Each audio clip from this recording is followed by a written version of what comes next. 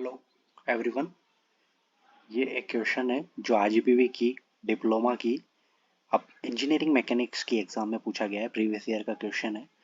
ये क्वेश्चन क्या कहता है? Find analytically magnitude and direction of resultant force if 30 Newton 40 Newton 50 Newton and 60 Newton forces are acting along the lines joining the center of a square to its vertices।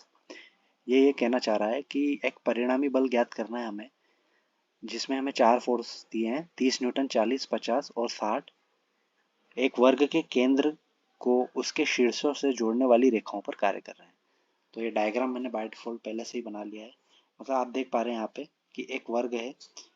ये ये एक वर्ग है, ठीक है। इस वर्ग का सेंटर ये है, ठीक है। इसको हम नाम दे देते हैं ओ।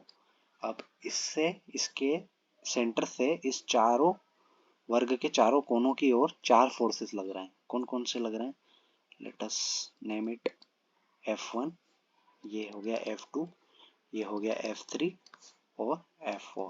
इनकी वैल्यूज हमें दी हुई है कि एक है हमारा 30 न्यूटन का, एक हमारा है 40 न्यूटन का, ओके।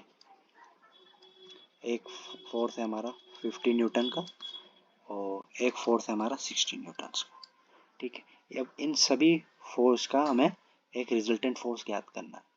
तो जैसा कि हमें ये दिया है क्वेश्चन में कि वर्ग है, तो हमें जो एंगल है वो ज़्यादा सोचने की ज़रूरत नहीं होगी, क्योंकि एंगल हमारा क्या होगा?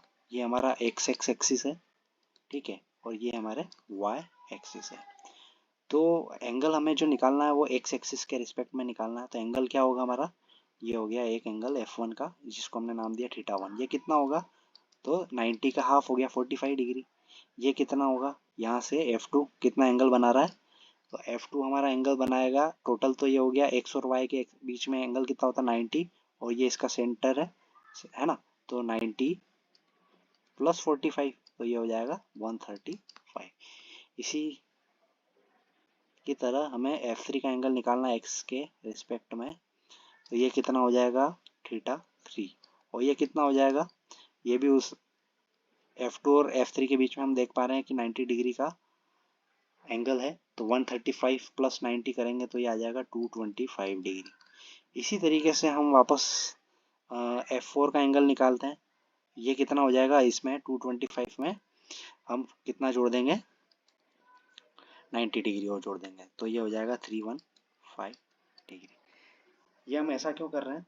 इसलिए कर रहे हैं क्योंकि बाद में हमें जब कैलकुलेशन करेंगे तो आसानी होगी। हम चाहें तो इसको एक्सो एक्सिस के रिस्पेक्ट में भी हम निकाल सकते हैं, लेकिन अगर हम यहाँ से एंगल कैलकुलेट करते हैं, मान लिया ये 45, तो हमें जो प्लस और माइनस होंगे वो हमें मैन्युअली ऐड करने होंगे। इस वजह से हम क्या कर रहे हैं, इसको यहाँ पर इस तरीके से ना लेते हुए एंटी क्लॉकवाइज एंगल को लेते जा रहे हैं, ओके। ठीक है, आगे हम देखते हैं अब इसको सॉल्व कैसे करना है। तो हम क्या करेंगे, एक्स डायरेक्शन में और वाई डायरेक्शन में बलों को वियोजित करेंगे। तो हम पहले लिखते हैं यहाँ पर एक्स दिशा में बलों को वियोजित करने, है ना। ऐसा भी लिख सकते हैं रिजॉल्विंग फोर्सेस इन एक डायरेक्शन। तो हम इसको नाम देते हैं एफ एक्स, और ये क्या हो जाएगा? F1 cos θ1 plus F2 cos θ2 plus F3 cos θ3 plus F4 cos θ4। X direction में cos कंपोनेंट आता है और वाई डायरेक्शन में हम जानते हैं कि साइन कंपोनेंट आता है। इसकी वैल्यूज पुट कर दी हमने, 30 cos 45, F2 क्या था? 40, एंगल कितना था? 135 डिग्री, प्लस ये कितना है? 50 cos 225 degree, plus 60 cos 315 degree. तो इसको सॉल्व करेंगे तब आपको आएगा Fx equal to 0 newton. Similarly हम क्या करेंगे, ये जो हमारे फोर्सेस है को y डायरेक्शन में वियोजित करेंगे, या इसको लिख सकते हैं हम रिजॉल्व करने पर क्या करेंगे, इसको कैसे करेंगे, F Y equal to F one, जहाँ जहाँ भी हमने कॉस लिखा है वहाँ साइन थीटा वन कर देंगे, F two sine theta two, F three sine theta three plus F four sine theta four. इसकी वैल्यूज अब रख देंगे। एफ वन कितना है, एफ वन है हमारा 30, तो यहाँ पे हमने रख दिया 30 sine 45 degree plus 40 sine 135 degree plus 50 sine 225 degree plus 60 sine 315 degree. इसको हम सॉल्व करेंगे जब कैलकुलेटर में, तो ये हमें इसकी वैल्यू मिलेगी -28.28 न्यूटन्स। ठीक है, अब हम परिणामी बल ज्ञात करेंगे। परिणामी बल रिजल्टेंट फोर्स, इसको हम नाम दे रहे हैं एफ आर। ये क्या होगा, तो इसको हम कैसे निकालेंगे, समेशन और under root F X square plus F Y square. इसकी वैल्यू पुट करते हैं हम यहाँ पे, तो हमें मिलेगा, हम जानते हैं कि एफ एक्स तो हमारा 0 आया था और ये हमारा कितना आया था -28.28 का स्क्वायर। तो सॉल्व करोगे तो ये कितना आएगा 28.28 न्यूटन्स। ये हमारा आया एफ आर। ठीक है, एफ आर आ गया है। अब हमें क्या करना है, सिंपल इसकी डायरेक्शन निकालनी है। तो डायरेक्शन कैसे निकलेगी, तो ये हम एक्सिस बना देते हैं, ये एक्स वाई एक्सिस और ये एक्स एक्सिस। ठीक है, ये एक्स एक्सिस हो गया, ये हमारा वाई एक्सिस हो गया। ठीक है, अब हमारा आ कितना रहा है 28.28। अब जो हमारा एफ वाई कंपोनेंट था वो हमारा नेगेटिव था, तो F Y negative Y direction में होगा, और ये कितना था 28, तो ये आया हमारा 28.28।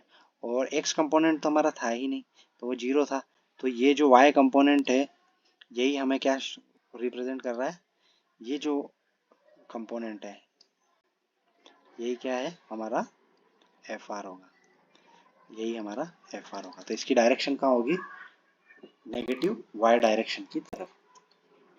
इस तरीके से सॉल्व करना है क्वेश्चन, काफ़ी इंपॉर्टेंट है, एग्जाम में बार बार पूछे जाते हैं।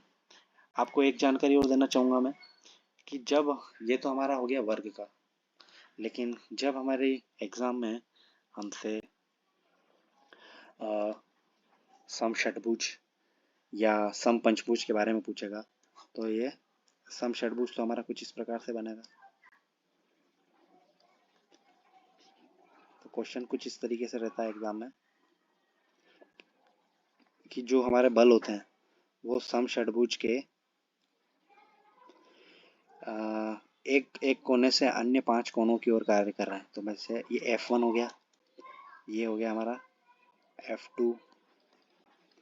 ठीक है, इसी तरीके से हमारा ये हो जाएगा F3, ये हो जाएगा हमारा F4 और ये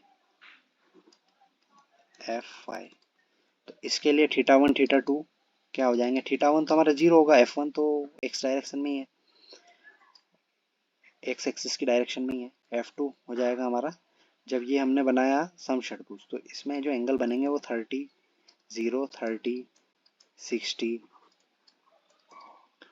90 एंड 120 होंगे। ठीक है, तो ये हो गया हमारा पंचभुज के लिए, षटभुज के लिए, है ना, ये हेक्सागोन के लिए हो गया।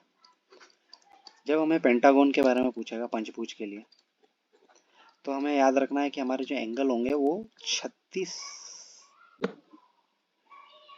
बढ़ेंगे। तो ये हो गया 0, फिर ये 36 होगा, तो ये हमारा हो जाएगा 72, और अगला एंगल होगा 108।